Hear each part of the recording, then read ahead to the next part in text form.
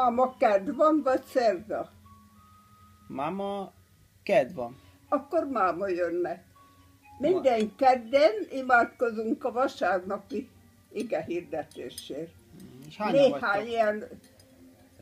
ilyen 3x30 éves. Illetve nem, én vagyok csak annyi. A többiek fiatalabbak, de hát mind már nyugdíjasok.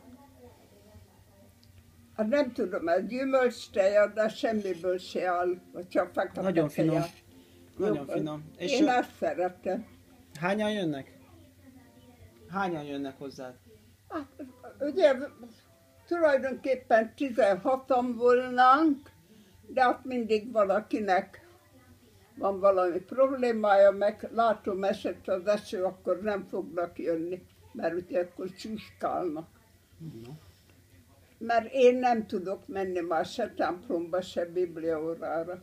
Aztán ezért szánalomból eljönnek hozzá. És akkor meghallgatjuk Cseri Kálmánt, meg ilyen. Nem tudom, hogy hallottad, ő a sztár, most azt nagyon szeretik hallgatni.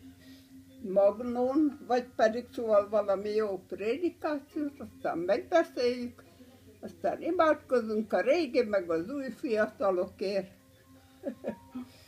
gyerekekért. Köszönjük. Tettem oda kést, hogyha citromot kért Igen, hozzá. pont a citromot Azt hiszem, nézegettem. ott van, igen. És ezen kívül még Jó, valódi kemény. zsíros kenyeret tudok adni, olyat, amit a Péter sütött.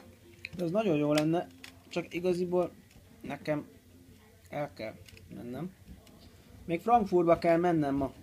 Aztán már 2:30 van. Soha nem érek oda. Igen, ez egy vállalati dolog. Igen, igen. Most ott De dolgozom. most milyen vállalatnál dolgozol? Valaki csönget. Lehet, hogy ma a vénasszonyok jönnek. Na hát akkor éppen Jó van. ideje befejezni a teát. Na.